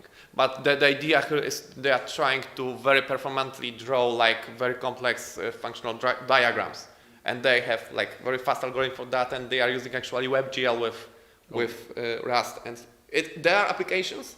3D graphics, right? 3D graphics on just, but there is this thing, when you are just rendering to canvas, I would definitely go for Rust. If you looks for me like very promising idea, and I hope that it would be there, but observing the market, like the front end is, there is the most developers there. Mm-hmm. And they are there because JavaScript is simple language. And okay, it's a doubtful statement that it's simple language. Well, and first thing we need to reduce the bottleneck between WASM and sending things between WASM and browser. Because as long as there is this bottleneck, there is actually not too much of upside using Rust, besides maybe having static type checking. So in big projects, it may be a good argument that it's easier to maintain if you have, if your compiler helps you. Yeah, this is a good argument actually. But it's all depending on your specific project. If I would have 3 Rust developers which are bored because there is no other project, why not? No? But I don't know what exactly you're asking for. Okay. Just curious if Rust already conquered But development. I really hope that you or similar thing would be a thing soon, like a true thing, not only like novelty. Like I would really like to see like real Rust on normal front end, like typical front end. Yeah, but I think like you mentioned that WASM has bottleneck that Yeah, this for interface now it has. and we should fix it first because like Rust it's just another language supported by WASM. Okay. I'm looking at your face and you do not agree with me because maybe you can argue. I mean, there's just not much to add Okay. to this, right? So, Okay. what you said. The thing about WASM is that it kind of moves slowly because it's a web standard, like all browsers Yeah. have to implement it, right? So the change, it won't change probably that much. But still faster probably than Lambdas in C++. Yeah, it's like. Well, I can tell you something. I wrote Can you pick up a mic? Can you basically share the mic between all of you? It's all about people from maybe it YouTube. will be interesting to you. I wrote a NES emulator, which I ran on the desktop. And it was written in Rust, and then I ported it to web using WebAssembly. And at first, I used this simple approach where every cycle of the console was a JS code calling into WASM, yeah, and the FPS I got was terrible. It was below 1 FPS. But when I moved the main loop of the emulator into WASM, I started getting 30, 60 after some optimizations frames per second. So it's a big deal. Yeah. Doing a lot of calls between browser and WebAssembly. Also, there's one thing we should mention as we are talking about performance. What was this supposed to be better performance, and there are bottlenecks. All of this is kind of theoretizing. It's like first measure it, then talk about specific case. Here we have an example which is pretty much measured. Like you get 30 times improvement on that, but yeah, we are telling you there is a bottleneck you need to be aware of, but maybe your computations are enough, so this bottleneck is mitigated. So always have in mind that. I mean, it's very difficult to talk about performance without numbers. Yeah, but why are you not here? Because you are the perfect person to answer the question. Okay, but you are back. That's good. Any other questions to any of us here? Anything class related, actually, not necessarily language, market language. If you're interested, I am crypto based and he is embedded based. That Yes. So if specifics. Yeah, so I guess the question: how many of you are actually working? As Rust developers? That's quite a few. That's quite surprising. That's a lot. Do we have like a list of companies that hire Rust developers in Wrocław? I mean, always there is this page about Rust. I mean, the page with Rust offers, like specific Rust. I don't remember the name of that. Yeah. There's a website, but it's like. But there are not too much of them. Yeah. Also, there is this week in Rust. There are always some offers every week. Just because I wanted to read the quote of the day, of a week, sorry. But also, if you have some crypto company, like 80% is using Rust. Yeah. Sorry? Yeah, basically, if you want to develop blockchain, there are piles of offers for you. Yeah, then you learn Rust or Go or both and you are happy. But if you don't want companies, I know there's Lunalang. It's renamed right now. It was Luna before, but you should find it. Yeah, I was more curious about the Wrocław scene of Rust because I know Anixa and And Taumatic. yeah. And you are done. Almost. There is Pivik.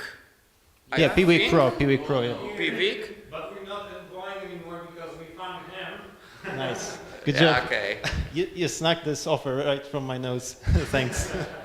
But my experience here is that like 80% of the market at least is remote right now. Wasn't Błażej company hiring? Yeah, e-obuwie.pl. Really? Really? They are doing something in Rust. I don't know what, but they found my friends. So Yeah. and but besides that, we have Confio, which is Berlin located, and half of employees are from Wrocław. And I'm not joking.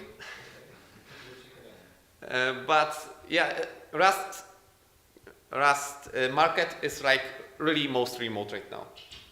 It's like, I know that whole IT is also remote, but because of how There's not too enough many- Rust yeah. devs are there, Rust is even more remote than I don't know, C++.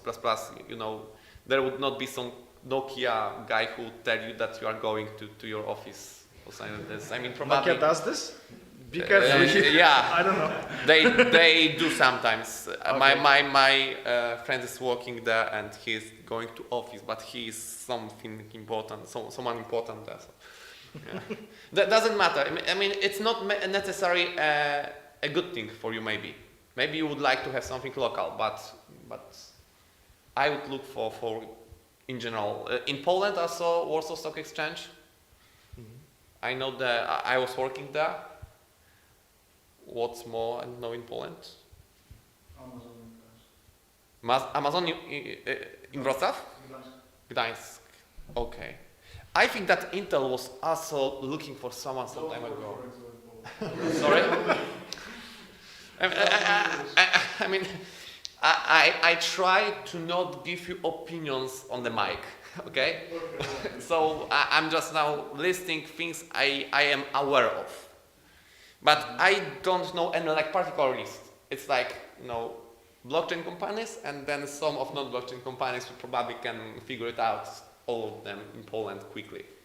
Because unfortunately, I am actually very sad that I'm being in crypto and liking crypto, I'm very sad that Rust is so much like connotated with crypto because okay, I like crypto, but someone may not like it. It's sad that... Yeah, the crypto jobs tend to get a lot of downvotes on Reddit. I mean, and people are allowed to not like it. It's just, it's sad that there is this correlation that Rust is sometimes like treated as DSL for crypto, which I don't actually like this thing. I would call it niche language, like it has its own niche. Yeah, but I don't like that this is the only niche actually. You know. I think embedded actually growing because I saw Yeah. Nokia POCs were done in Rust and I think they're quite happy with Yeah, I know that Nokia is trying to do something. I was giving a training there even for Rust. So, that's interesting. Yeah, I mean, The embedded is very, let's say, hobbyist based right now in Rust. Basically, well, at Taumatech we have one Rust project that could be considered embedded, but it is hosted on a Linux.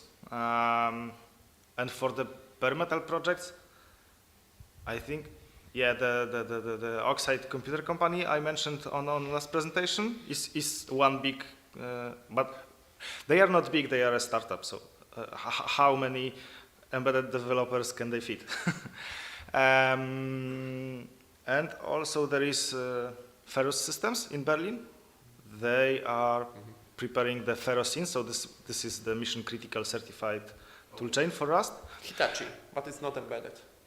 Yeah, but my view on Rust for small embedded devices is that when the Ferrocin will be released and if it will get traction, it will boost the market. This is my Ferrocin is this safety critical toolchain I mentioned. So you will be able to buy a certified version of Rust that you can use for mission critical applications and be compliant with the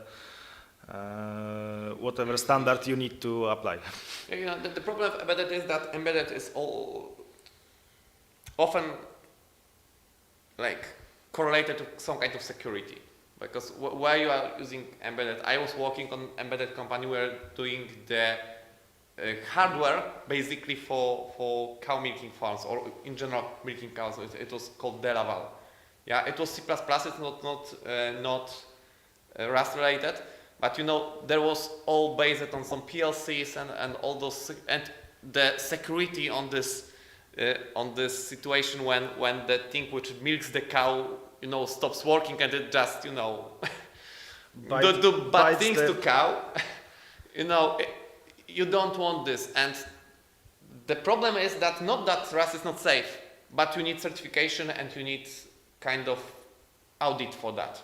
Because try to write ABS software for cars in some technology which has no certification, no auditing, and who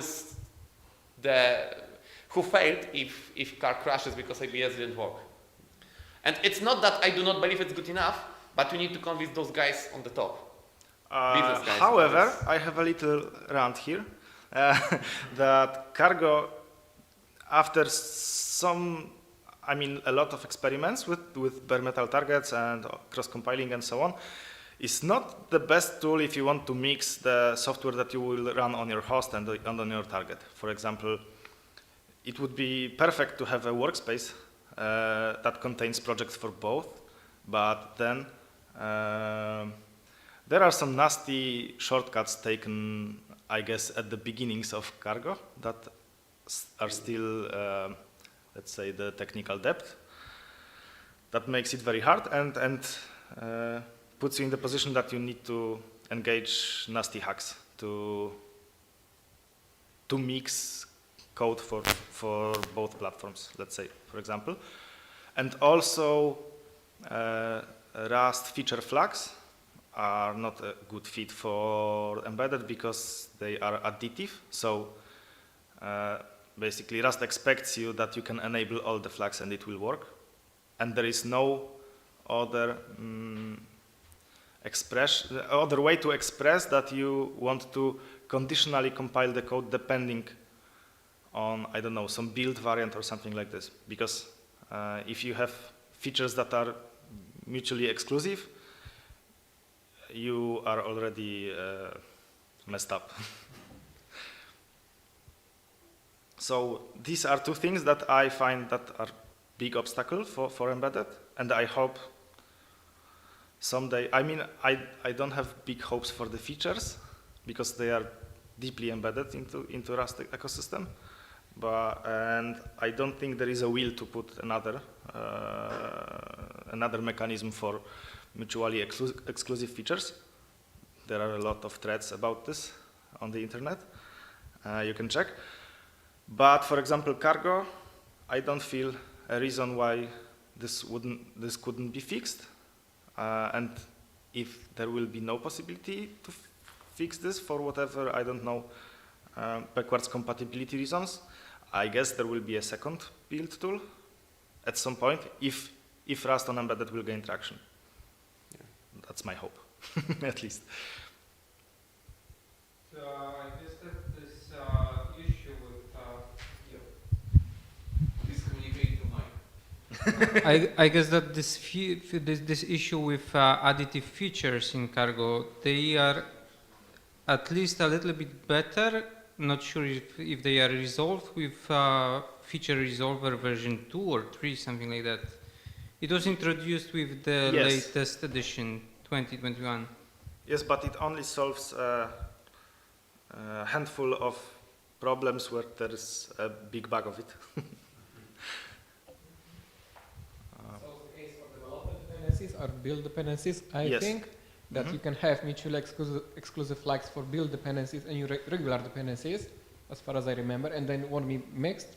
But other than that, if still two features appear somewhere in your dependency tree, both will get activated to the compile. Yes, yes, indeed. I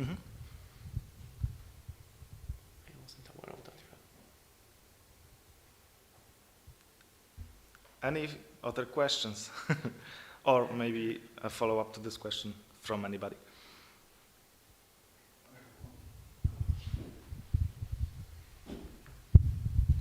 It's a call for help of sorts. Essentially, I have a use case when I need to mix threaded code with async in one binary. And the question is there anything on the internet about such topic or how to well, use blocking structures, or should I just like read the Tokyo source code? So you need to have. I have some old C library which usually spawns threads, and you can get some notifications and stuff like that. But you can start it in no thread mode. And I was thinking about having an application which is async in nature, because that's like more or less the use case I have.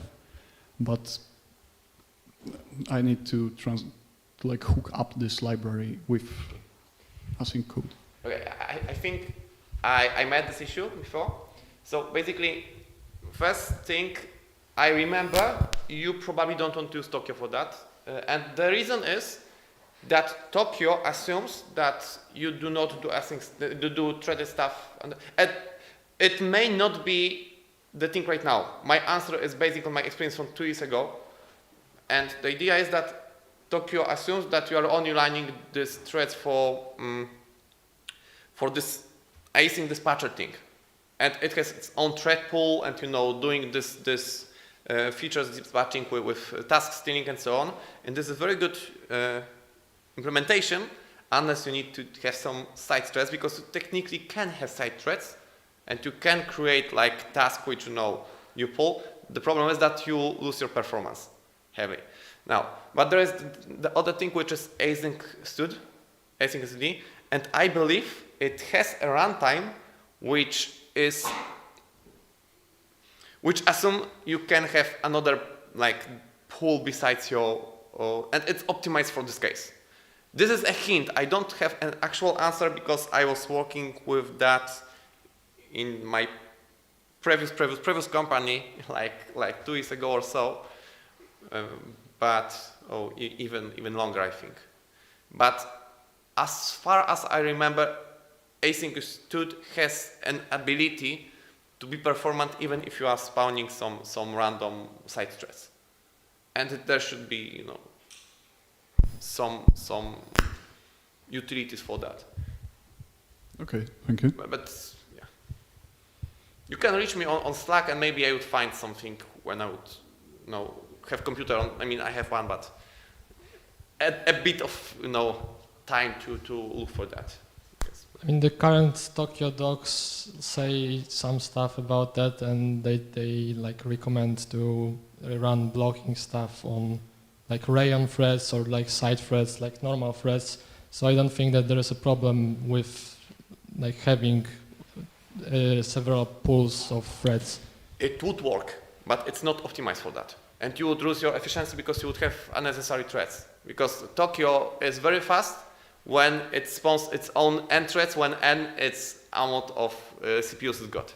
You can pin it to CPU cores. Yeah, you can. I was thinking about something like Yeah, and it basically spawning other threads when you are using Tokyo would work. Technically would work.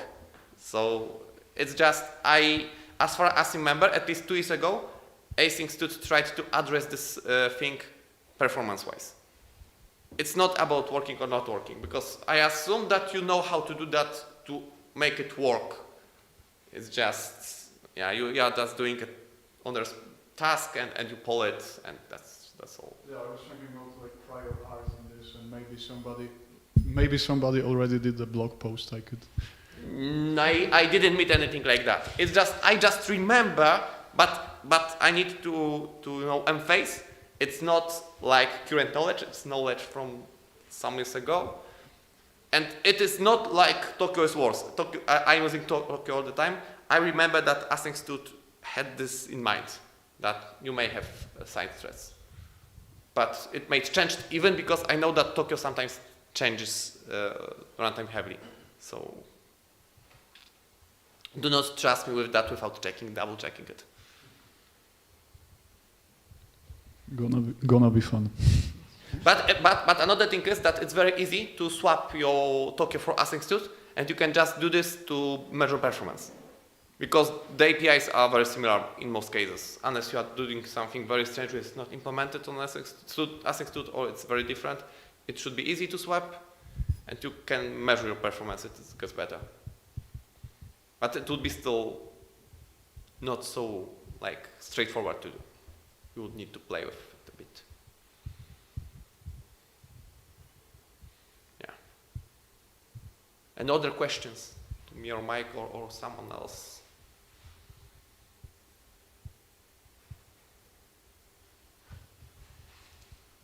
So if there are no other questions, then I think Patrick can ask a few questions about his presentation as a competition to win basically a swag from Taumatek.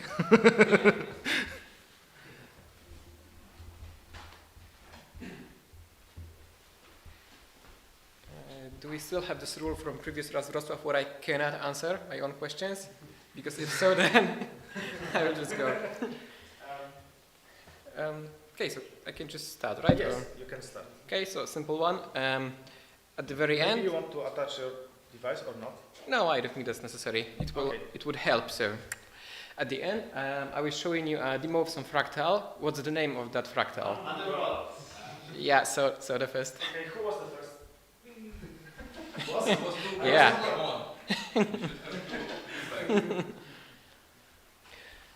Okay, during the live coding, we wrote several hundred lines between 0 and 1,000. The best guess within 10% margin wins the shirt. So I guess we'll do some binary search. Some. Okay, so less than 700, more than 300, 640. less. 56. I heard 400 something. Okay, then I guess you're the closest, because yeah, it's 400 few, yeah.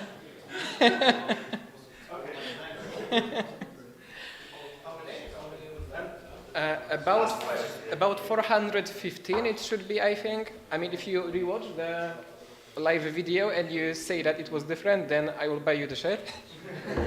Not to cheat, but yeah, it's about 400 something lines. And I had also a third question in my mind. Oh yeah, this was it's like parallel to the topic. I did not, I think, explain the difference, but the person who knows will win the shirt. What's the difference between what's typically understood as a compiler and what's a virtual machine? So what distinguishes them?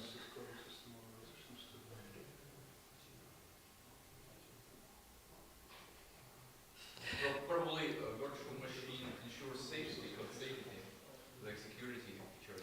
Kinda. So what I was aiming towards, because I guess no one. It has context, basically. The virtual machine has a context which is like dynamic. Okay. Because maybe I asked. Provides operations that are done on the operating system level, and by providing virtual machine, you are providing the environment which is executing the opcodes that we have there. Yeah, so that would be the closest to what I was thinking about, because what I was aiming for was that the compiler usually generates you some binary that you can then run, while the virtual machine works in like this in memory fashion, where you do not see the binary usually, unless hack it. You don't actually see the output binary. So that was my aim, and I guess it was the closest, yeah.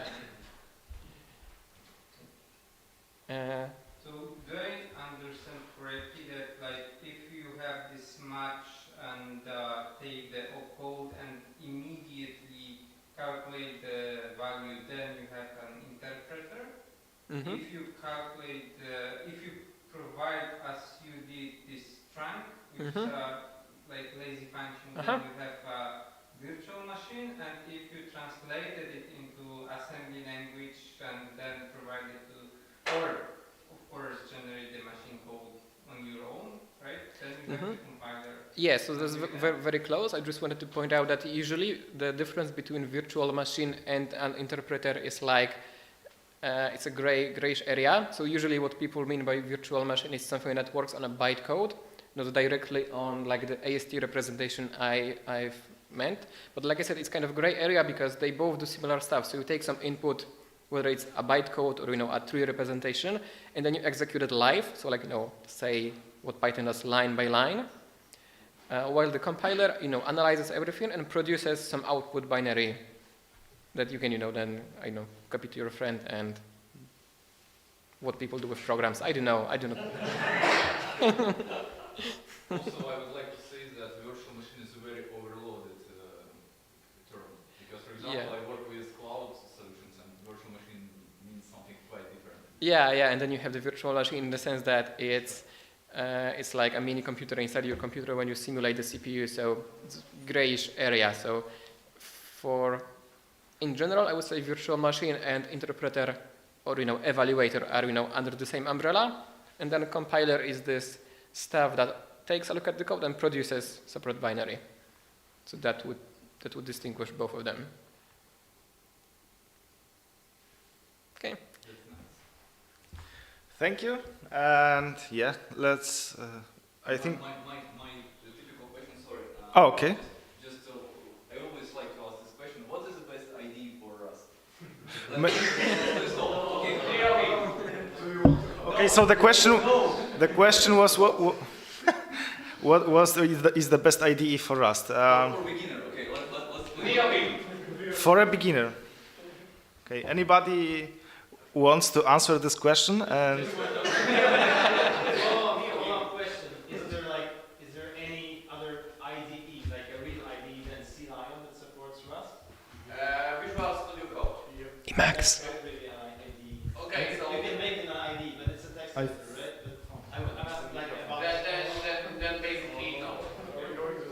Then we're talking about text editors. I feel like we resurrected the Q&A session. So maybe you want to have a mic? Anybody? Yes. But that's fine. We are only continuing this discussion if you are ready to have damage here, right? Yes. If this is a genuine question, then I guess like anything that supports LSP, right? Because we only have Rust Analyzer that's, IntelliJ has their own, but they also, yeah, basically. So any text editor that can run with Rust Analyzer or CLion. Okay, which is the easiest one? It depends what you like. For example, if you are beginner in Rust, but you use your newbie like me, like my entire life, it's my easiest pick because I am a newbie. If you didn't, probably if you just want text editor, probably Visual Studio Code is like. Yeah, I would go with Visual Studio because of this community support, basically. Basically, yeah. If you like easy to use but overloaded IDEs, then CLion may be a key. And bloated. And bloated.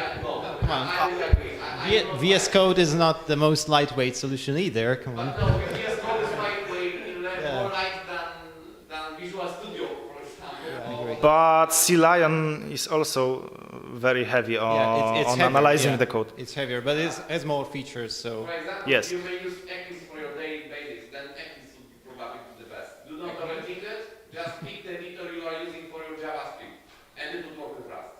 Okay. Yeah, and regarding the CLion, at least for embedded development, I am not sure if this is a perfect fit because the debugging presets that CLion has are pretty hard-coded, and often you cannot achieve what you want to do with your IDE, with your in-IDE step debugging, for example, because I don't know why, but CLion assumes, it feels like it assumes that you are targeting STM32 using CubeMX source generator or something like this. Basically, this is like, if you want to do this, then fine, CLion is perfect choice for you. But if you are doing something more custom, then it might be hard to convince CLion to properly flash your target and spawn a debugger. At least that's my experience. I have a question to question, actually. Yeah, my question to question. Did you ask Michelangelo which hammer did he use? Or how did he, build a statue or something like that? That concludes my question. I would probably ask. Yeah, okay. But it would be nice to ask Michelangelo how he debugged all the saints. Or if, what's it called, Gioconda is a guy who was just wearing a...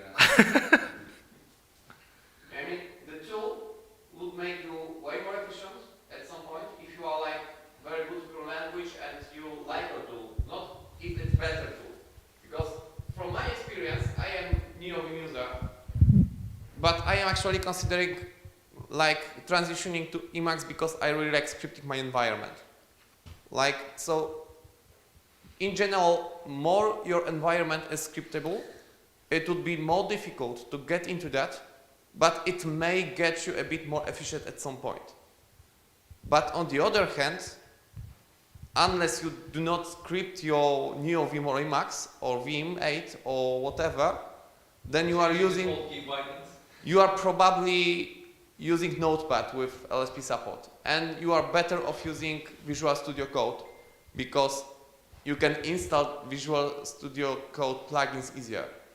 Mm-hmm. And it depends, I mean, do not overthink your toolset, because start with like, you know, mastering your Rust knowledge, mastering your software engineering knowledge, and if you see that at some point you are slow not because you cannot solve the problem, but because you are typing too slow, or you are doing tedious work, copy pasting, and you can script that, then you can think about maybe tool which fits your preferences better. But it's not the first thing you want to think about when you are learning language. Okay, thank you. Can I ask you a question about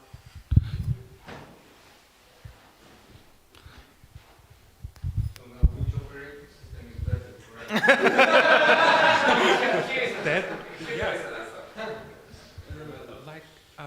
I just started using NeoVim about like a year. I like it, but the problem is like I constantly need to switch environment. For example, now I have to use Windows, and like I can't move, how can I say, my plugins easily. Ripgrip doesn't work.